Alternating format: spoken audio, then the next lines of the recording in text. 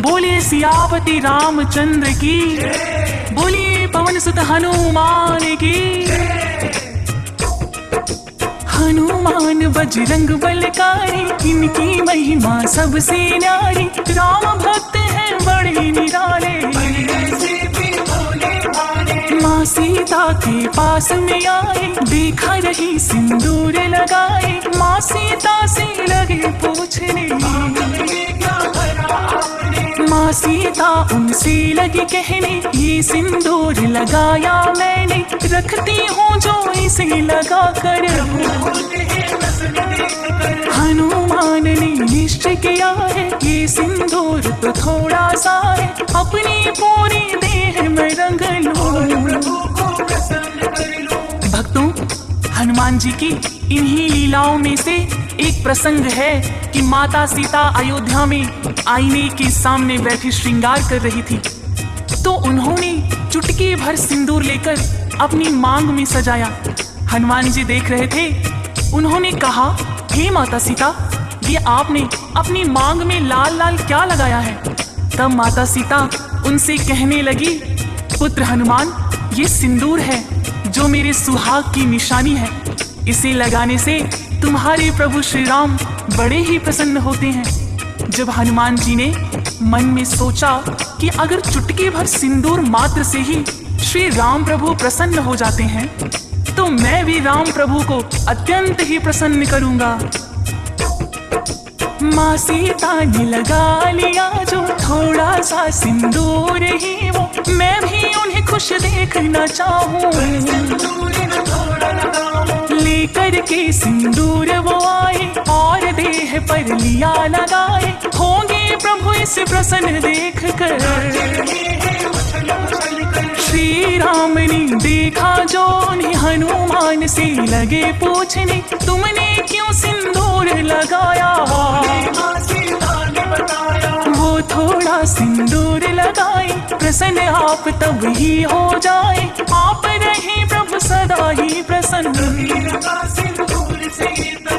भक्तों, हनुमान जी की इतनी बात सुनकर माता सीता और प्रभु श्री राम मुस्कुराने लगे और प्रसन्न होकर उनको वरदान दिया कि हनुमान जी, जो भी आपको श्रद्धा भाव से सिंदूर चढ़ाएगा, उसकी सभी मनोकामनाएं पूर्ण होंगी।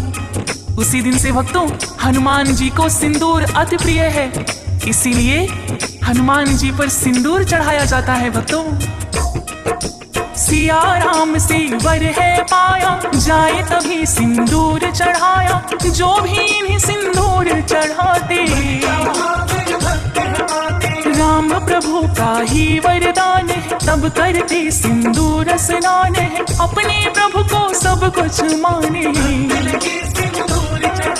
मुख से राम राम ये कहते, सेवा में सदा तत्पर रहते, राम भक्त ऐसे हनुमान है। राम प्रभु के काज सवारे, भाई है भरत बराबर प्यारे, भक्तों के हैं सदा सहाय। भक्तों, इसी प्रकार एक बार हनुमान जी ने भीम बलि के अभिमान को चूर किया था। बात उस समय की है जब भीम को अपनी शक्ति पर बड़ा ही अभिमान हो गया था।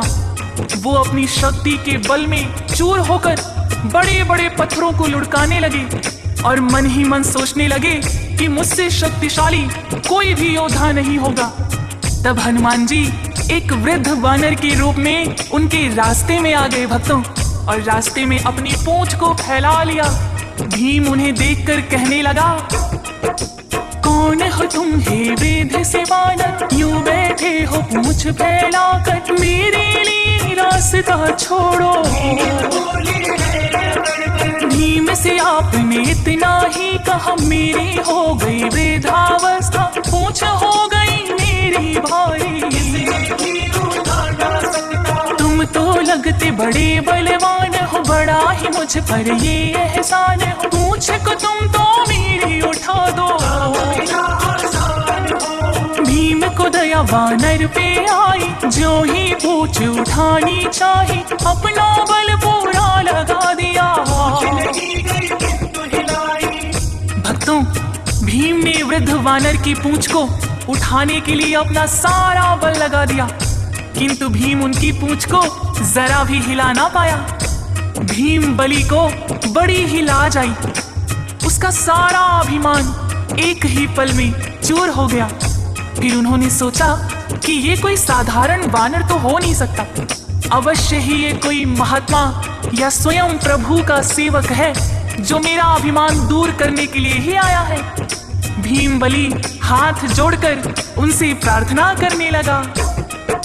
भीम बोले हाथ जोड़कर, आप नहीं साधारण वानर, कृपा करके मुझको बतलाइए।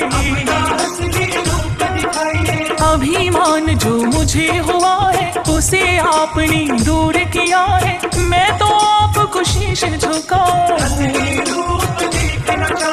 आपने अपना रूप दिखाया, भीम बलि ने शीश झुकाया, बोले राम भक्त हनुमान हो।